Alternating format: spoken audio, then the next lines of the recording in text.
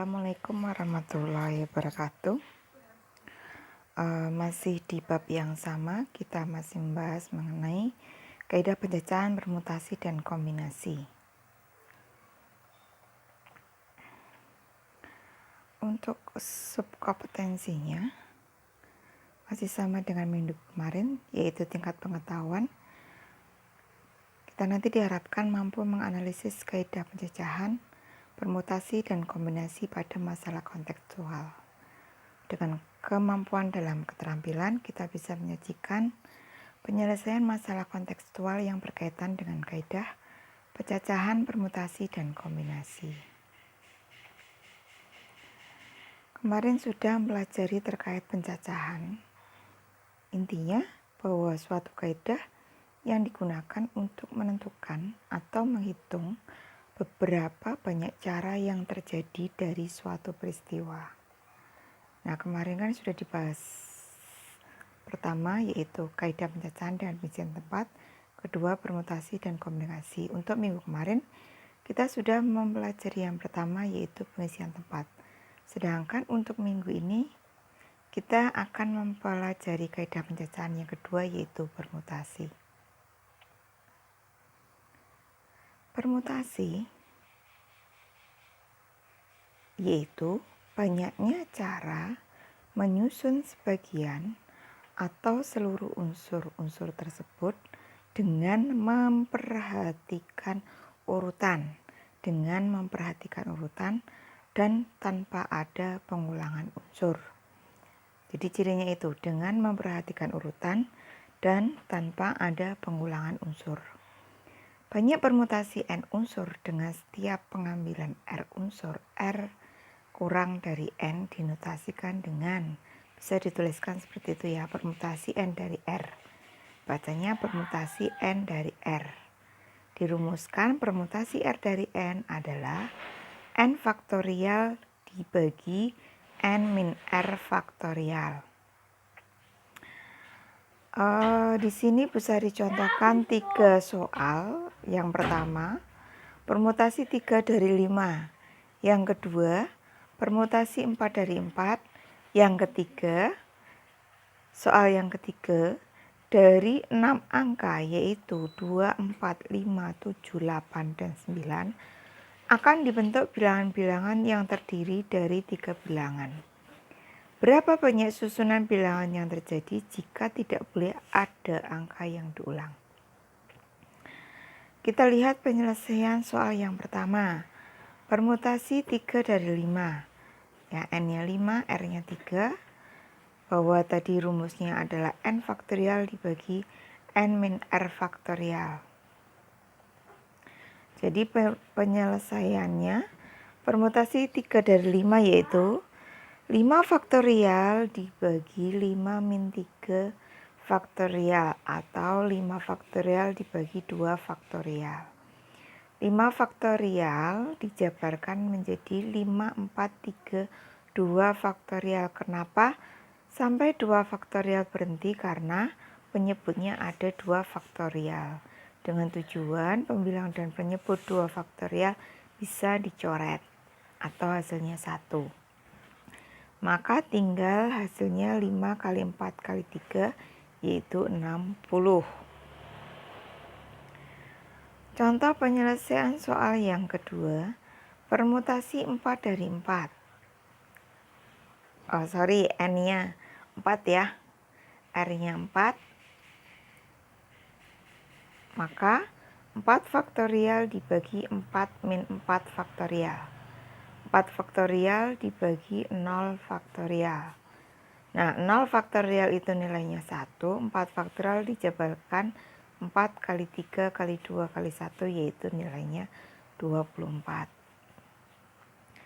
Sekarang penyelesaian soal yang ketiga. Dari 6 angka ya, akan diambil atau disusun 3 bilangan. Berarti n-nya 6, r-nya 3. Langsung masukkan ke rumus, maka didapat 6 faktorial dibagi 6 min 3 faktorial. 6 min 3 faktorial adalah 3 faktorial. Jadi 6 faktorial dibagi 3 faktorial. 6 faktorial dijabarkan 6, 5, 4, 3 faktorial berhenti karena penyebutnya ada 3 faktorial dengan tujuan bisa dicoret atau bernilai 1.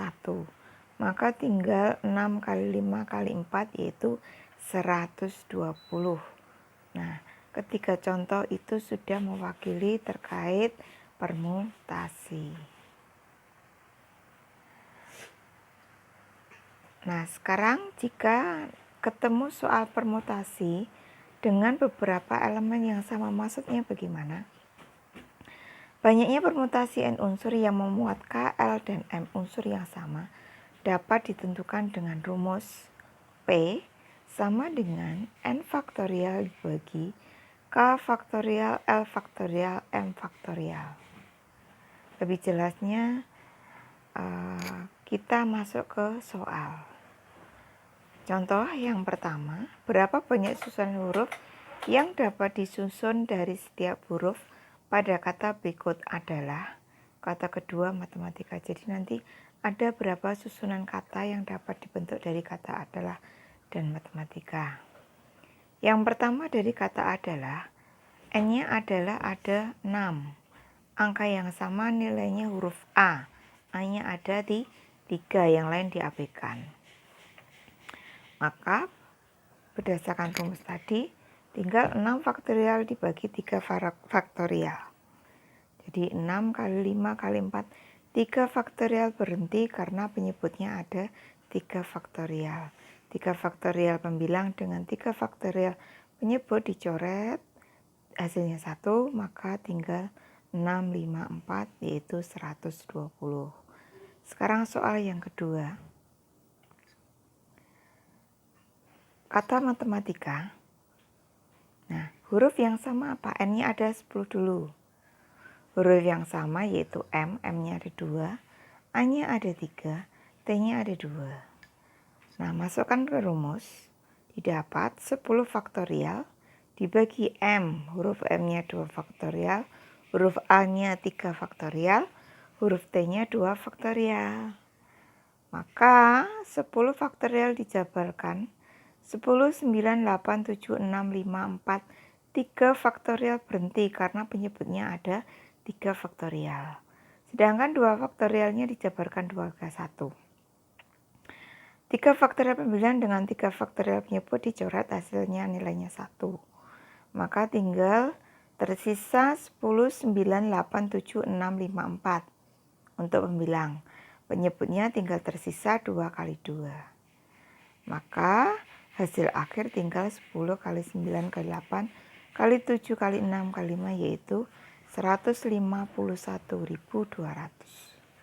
Itu kalau permutasi dengan elemen yang sama.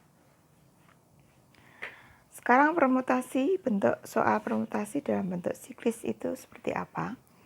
Jika tersedia unsur yang berbeda, maka banyaknya permutasi siklis dari n unsur tersebut adalah, dirumuskan kalau siklis adalah n-1 faktorial.